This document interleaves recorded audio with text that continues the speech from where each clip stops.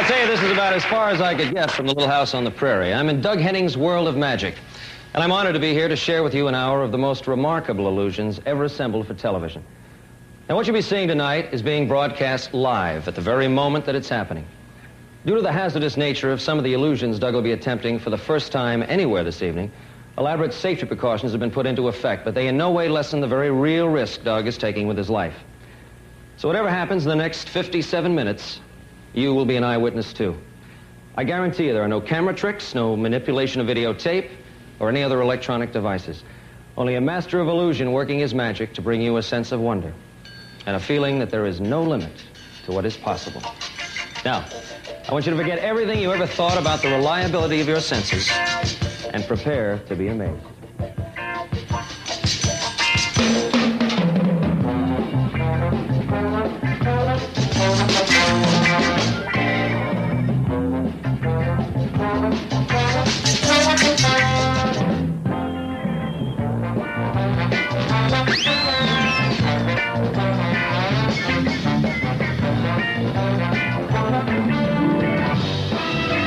Ladies and gentlemen, the magic of Doug Henning.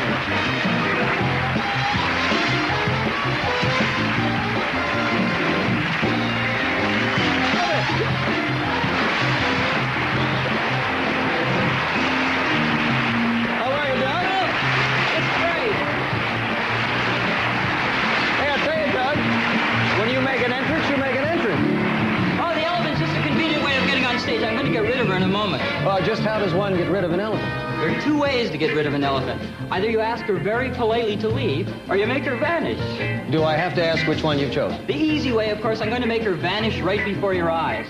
She'll be standing on a red cloth that the dancers just showed you to show that there's no trapdoors in the stage. It'll be 20 feet from all curtains, and the camera will show you both sides of the box as well as the back. I hate to say it, but I'm going to bet on the elephant. Suit yourself. Come on, Taj, this is it.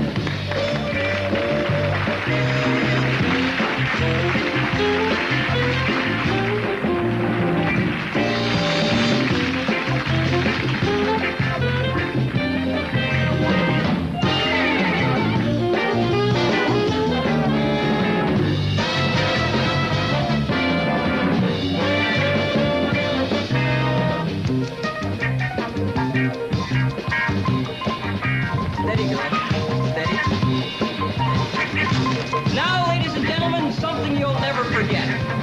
In a few moments, you will see the elephant gone now!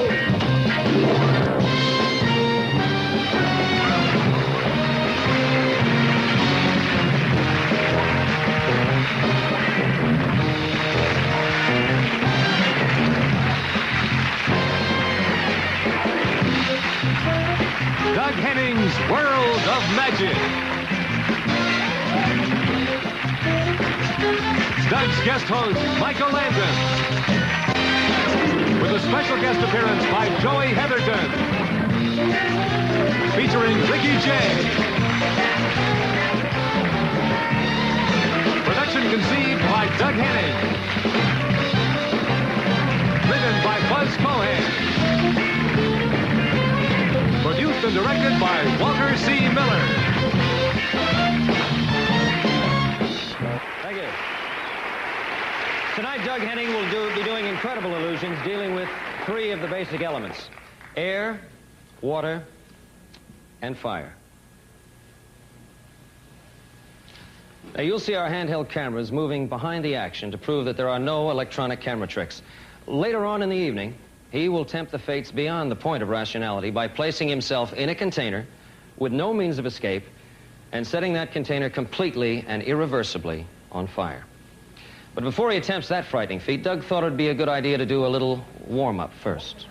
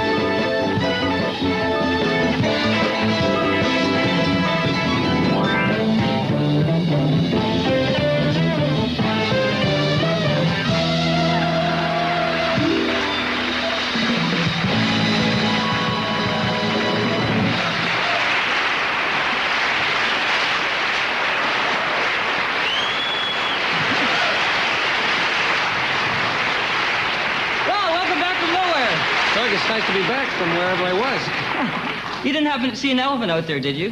Hey, no, don't tell me you can't find the elephant. Well, I didn't lose her. I just kind of misplaced her. Oh, sure. Anybody can make an elephant disappear. The real trick is bringing her back. Well, that really would be something. It sure would, but that's impossible. Don't you know that nothing's impossible? Your problem, Michael, is that your mind is too restricted by what you think reality is. When we do magic, we manipulate reality to create illusion. And when we do that, we make the impossible possible. Look, if I was to take something that was impassable, and I was to pass something right through it, it would no longer be impassable, would it? No, but I don't think it's possible to make something impassable passable. It's possible as passable. Doug, if it's passable, it's impossible for it to be impassable. Look, why argue? Let me demonstrate. Adele is bringing over something very real and very fragile. A balloon. And its natural enemy. A long, sharp steel needle. Everyone knows in reality what happens when you try to pass a needle through a balloon. But in the world of magic, nothing is impossible or impassable. Watch.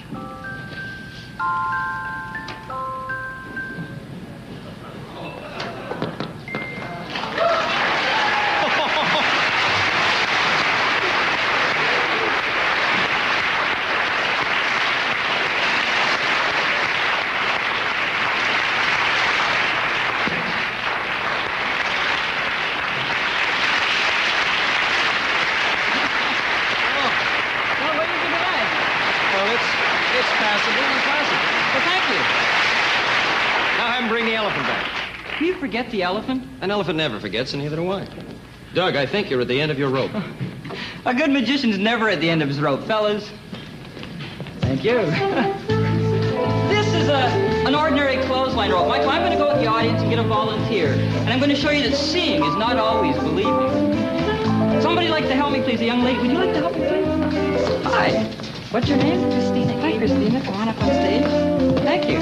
Having fun tonight? So am I. Come on up and meet Michelangelo. Michael, this is Christina. Hi, Christina. How are you? Nice to see you.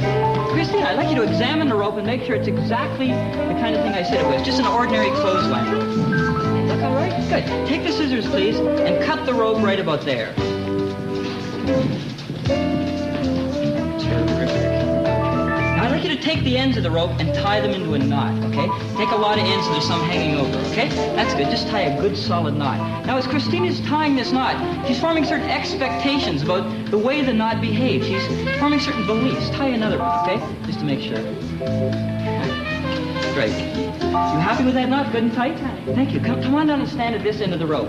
Keep one eye on the rope, one eye on the knot, and the other eye on me, okay? I'm now going to shatter all your beliefs about what you think this knot is. Watch. Now! Look, I'm like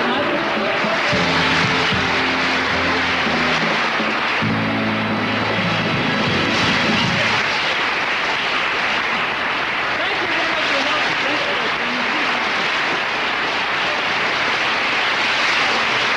That last illusion was fantastic. I'm standing right there all the time, and I do not know how he did it. Now, we've seen a little bit of what Doug does with fire, and as I said earlier, he'll soon risk his life against that element. And don't forget, this is all being done without the aid of any camera tricks. But now we're going to see, or think we see, what Doug can do with air. You wouldn't think air was a very promising medium for illusion.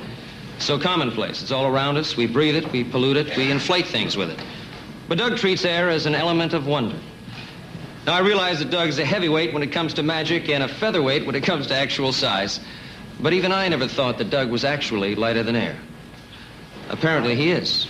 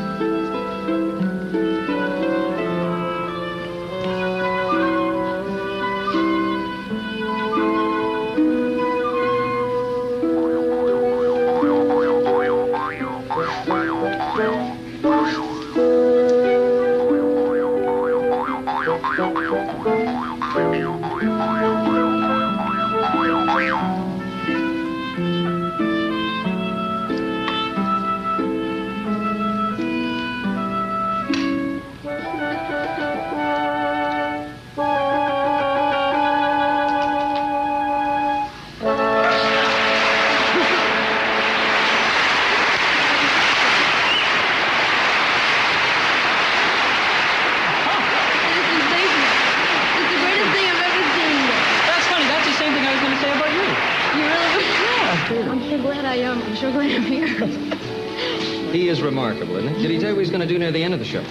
Oh, you mean where he closes himself inside that container, and then he has someone set it on fire, and right in front of this audience? That's the one. Yeah, I really think that's rather dangerous. I'm not sure There's something I want to that. ask you, though. Yeah? That's going to come later. Right now, I want to find out. Don't give away any confidences, but I really want to know where you came from. Well, I was born in New York City, and then my folks moved to Rockville. Joey, that's not what I mean, dear. What I mean is, where'd you come from just now? Oh, you mean when Doug made me materialize out of that great big silver ball? Exactly, Yeah. right. You really want to know, huh? How do you think he did it? Well, I think what he did was he probably... I used to know a lot about this. So I don't know. How to... Yeah, that's really good. I haven't the slightest Well, idea. I'm going to let you in on a very big secret. I won't tell a soul. You want to know how Doug did it, right? More than anything. More than anything. Well, I haven't the slightest idea. Oh, now, come on. You were No. standing right there. Well, you were standing right here when he made that elephant disappear. Will you please tell me how he did it? How the heck do I know? If I knew that, this would be Michael Landon's world of magic, and you'd be out here chatting with Doug while I change. I think Doug's ready. You know, he's done his change, and it's time for me to disappear. Hey, you're going to disappear? Yeah.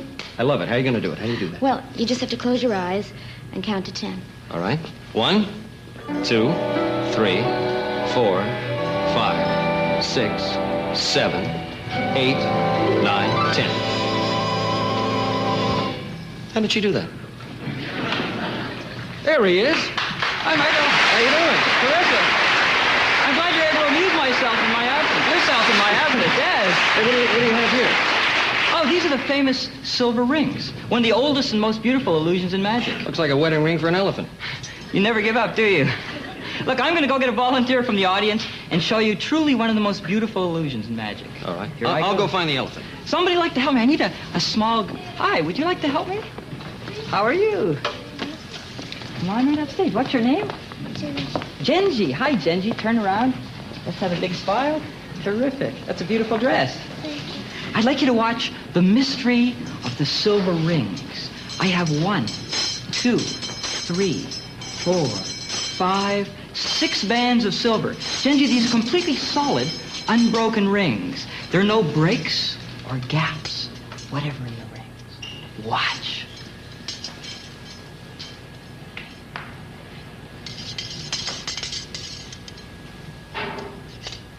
Solid.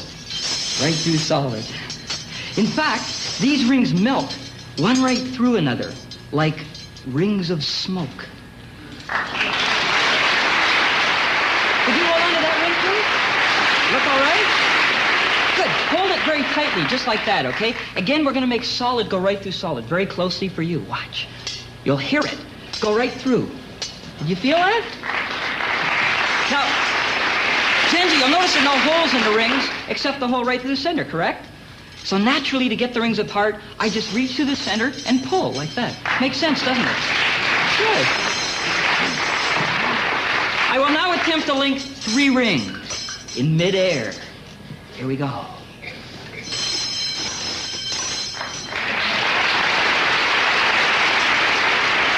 we go. Have you been watching closely? Good. Would you like to take those rings apart just like I put them together? And while you're doing that, yeah, just take them apart, okay? I'm going to make a chain of 3 the hard way, one at a time.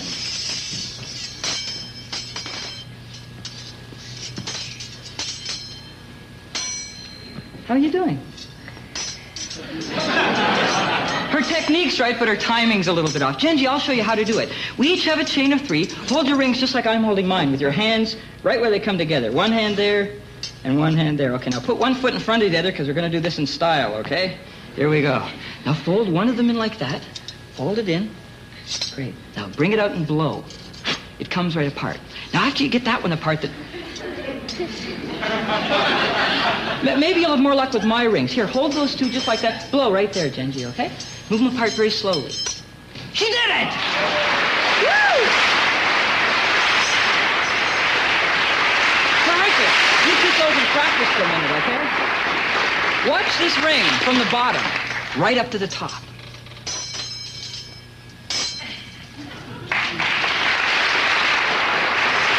Again for Genji. Genji, watch this. From the bottom, right up to the top. Just blow right there.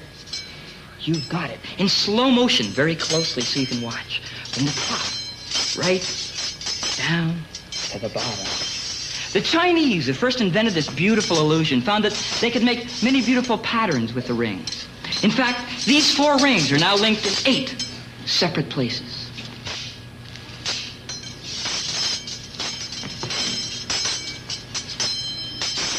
Did you find this one good and solid? Say yes. Yeah. Good. Then it should be impossible to take this ring right down to the bottom. That's 5.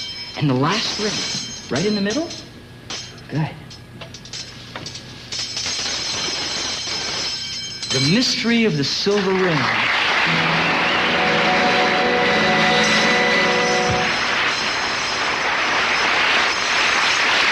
Thank you very much for helping, Judge. Thank you. Woo!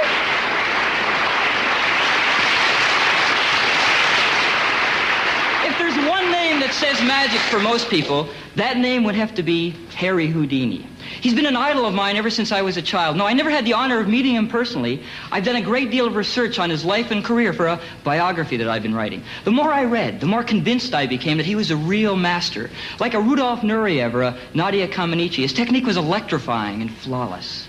Of all of Houdini's illusions, my personal favorite is the one that he called metamorphosis. Houdini performed this illusion countless times around the turn of the century, and he became so proficient at it that he was able to completely exchange of 2 bodies in a locked chain box in a little under 3 seconds. I'm now going to try to duplicate this incredible illusion with a little bit of a twist. We're going to use our ground cloth again and a revealing angle from our handheld camera. Now the fastest illusion in the world, Houdini's metamorphosis. I need another volunteer from the audience. Who'd like to, sir, would you like to help me? Thank you very much. Hi, how are you tonight? Run up here with me, okay? There we go.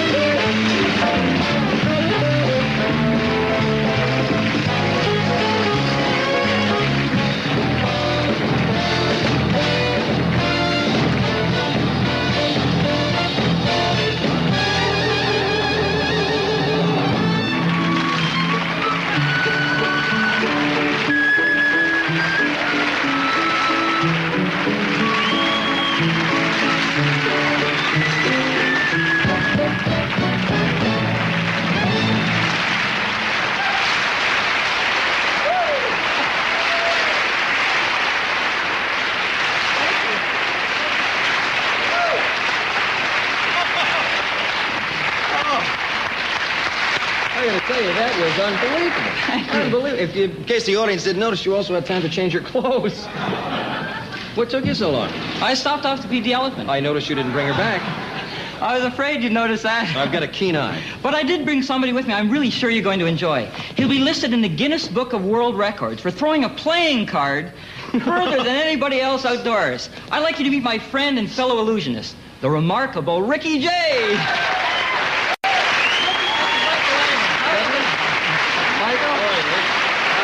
Don't let his appearance scare you. He's really a nice guy. I've heard. Well, let me ask you something, Ricky. Is it really true what they say? Is it really true what they say? You actually throw a playing card further than anyone else in the world? Yes, that is true. I had the pleasure of setting the new world's record in London for the BBC just a few weeks ago. It's quite a thrill. That's incredible. Absolutely incredible. Could you demonstrate how you do that here in the studio? Well, it's either that or playing the bells of St. Mary's on my cufflinks. Pick my favorite, didn't you? Yes. All right, I'll be glad to throw a card out there. Let me step forward. You people in the back rows, please duck and don't try to sue me. I'm not a wealthy man. There's one all the way into the wind current. Another one to the... Woo! One for the Gipper! All right.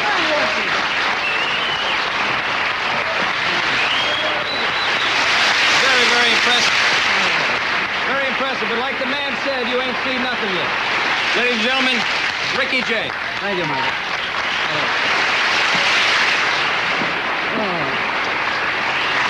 Ladies and gentlemen, it's possible to do a number of unusual and genuinely clever things with playing cards. In addition, it's possible to throw the card out into the air and have it come back to the hand, a simulacrum of the Australian boomerang. Thank you. It's also possible to throw a card in the air and cut it in half on its return with a pair of giant scissors. If anyone has a pair of giant scissors, I'll be glad to demonstrate. Does anyone have a pair of giant scissors? I do. Here's the way this works. One can take a card, throw it into the air, have it come back, and cut it neatly in half.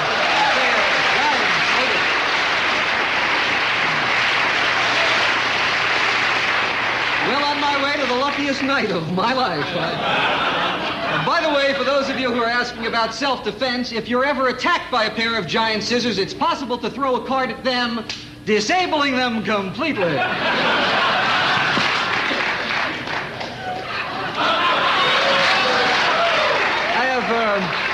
Recently written a book entitled Cards as Weapons, a study of self-defense with the ordinary playing card. It'll be out in a few months, and in it I deal with very important chapters, self-defense for geriatrics. As you well know, all old people play gin rummy. Also, I deal with self-defense against plastics. In Chapter 3, if you're attacked by a chicken which runs amok, first find it. I have one over here. Next, fire at the chicken. This disables it completely. If you're attacked by a band of animals or an animal band, fire and keep dancing. Dance, you devils, dance. Keep moving. Move, go for it. Move, move. God, hey, let's go. Dance, you devils, dance. One for the Gipper.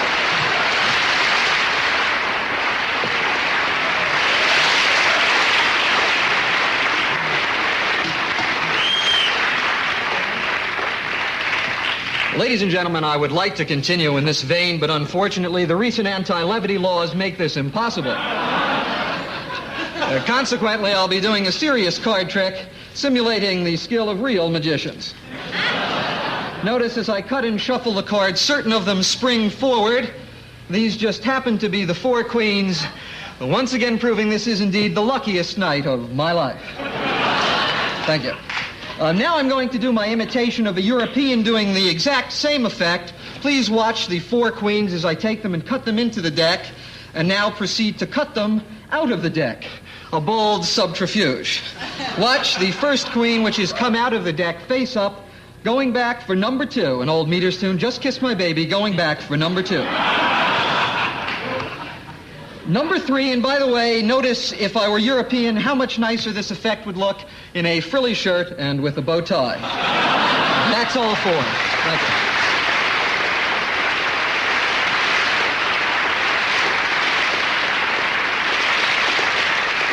And now, risking this streak of good fortune, I'll continue and do my imitation of this same trick as if it were done by a magician 100 years ago, with your kind attention. Ladies and gentlemen, I shall endeavor to illustrate with the aid of this ordinary deck of playing cards to show how futile are the attempts of plebeians to enter that select circle of society known as the beau monde. And indeed to show how such entree is prevented by the polite yet frigid exclusiveness of its gentler members. Let us assume it is the occasion of a public reception. Our table the hall, our deck the common herd, and we may fittingly select the four queens as representing the feminine portion of the smart set. Now, as would naturally be the case, I shall besiege these high-strung patrician ladies with attentions from the lower orders, which these next 12 cards shall represent.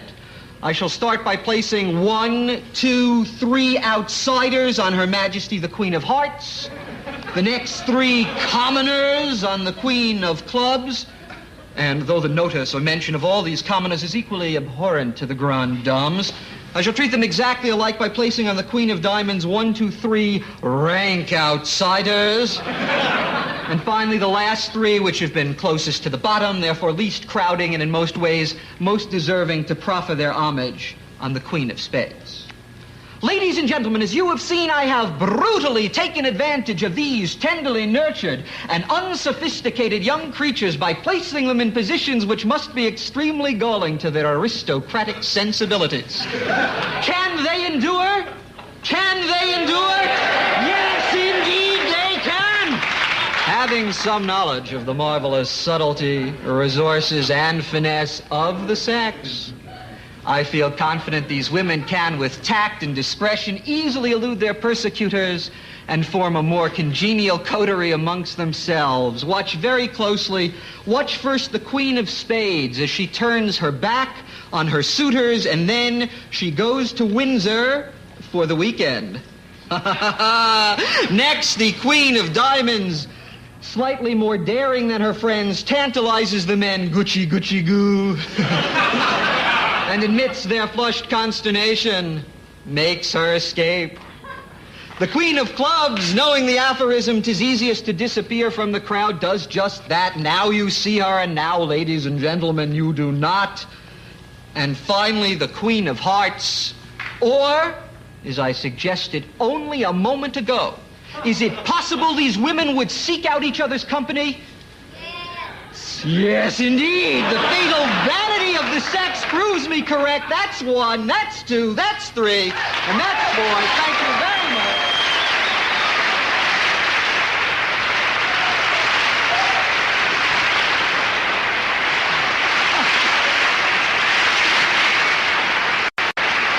Whoa, isn't he something? Greatest sleight of hand I've ever seen. What are we up to now? Well, you remember saying at the beginning of the show that we're going to be dealing with the 3 elements of fire, air, and water. That's correct, right. Well, I thought we'd create a bit of water magic now. Could you hold out your hand a little bit, please? Sure. Watch. I'll take that. Thank you. Follow me.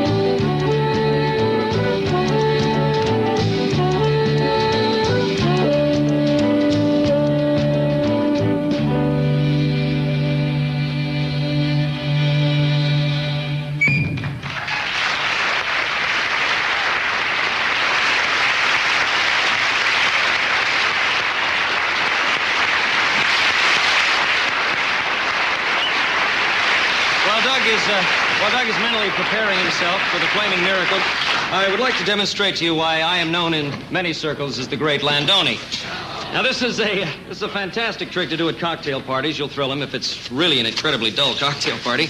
Just take a napkin and shred it up. Just tear it up into little pieces. Roll it into a tight ball, like so. Take it like this, reach into your pocket, get your coin. If you don't have a coin, use an olive. Tap it 3 times. And, of course, voila, as it is in the magic world, the napkin's whole again. Nothing. They'll love you for it. Let me show you how to do it. When you go to the party, go into a closet where it's dark and roll it up into a ball. You put it in your hand like this and you stroll into the party. No one will ever know. You see a friend, give him a wave. Don't do this. Now, when the time comes, you just take a napkin, shred it, roll it up into a ball like so. Squeeze it tight. Like this. Now, when you reach for the coin, you make a big thing out of it. While you're doing that, you are switching napkins. Coin is meaningless, obviously. Money's not worth a thing anymore. Now you unroll the napkin, and there you have it. The only problem that I have is that Doug has never told me what to do with the pieces that I have left in my hand. Michael, you're never supposed to show the audience these pieces because they'll say, if you're a real magician, why do you restore these? Well, I can't. I've ripped them up. Yeah, everyone knows it's impossible.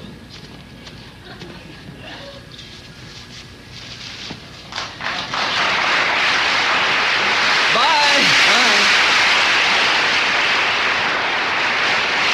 All right. Now we come to the moment that I've been looking forward to and dreading all evening. The amazing and dangerous flaming miracle. We have firefighting apparatus standing by, but the danger to Doug is both immediate and possibly devastating. Ladies and gentlemen, Doug Henning in Flaming Miracle.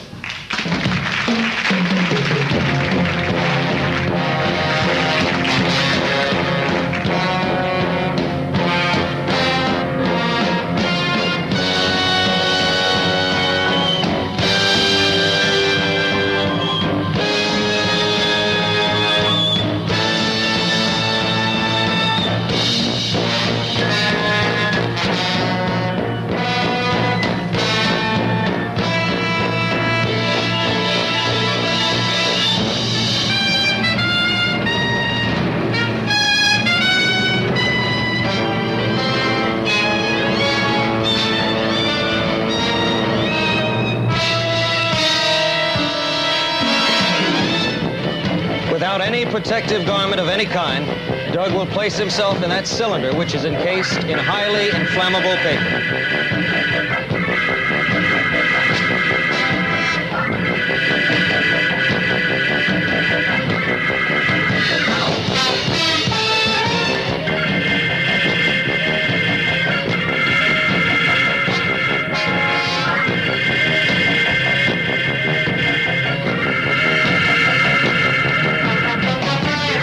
The cylinder and the heat inside will reach a minimum of 1,500 degrees Fahrenheit. Enough heat to melt copper and tin. So you can imagine what it can do to the human body.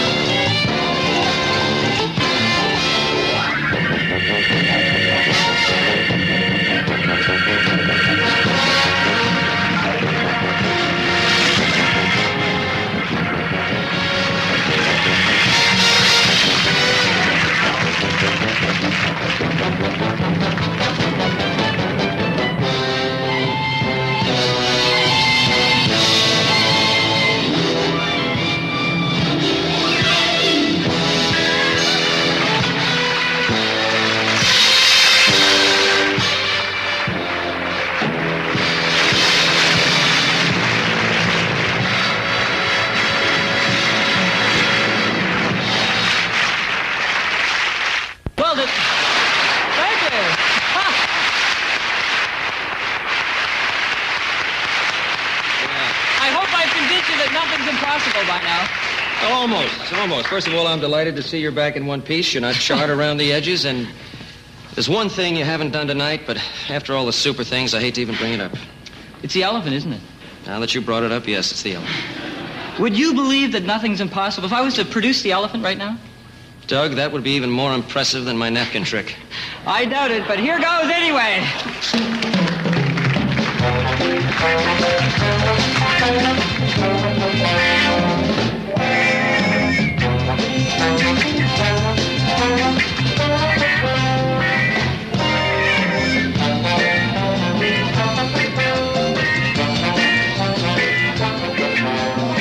Remember, I said that nothing's impossible. I just hope the elephant has as much faith as I have.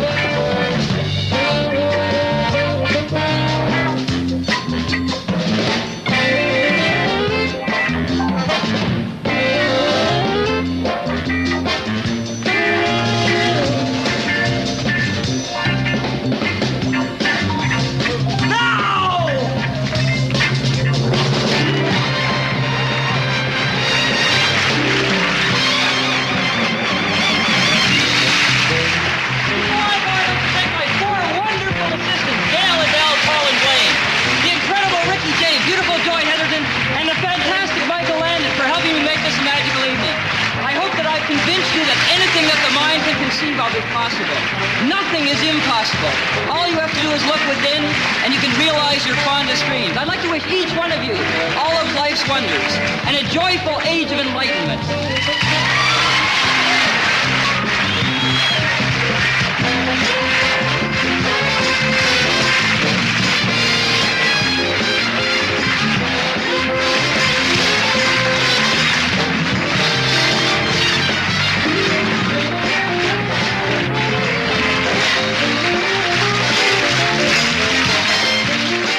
BB2 Eyewitness News, a dependable way to move closer to your world with BJ Sands, Barbara Sanabi, and Les Kiter tonight at 10 here on K.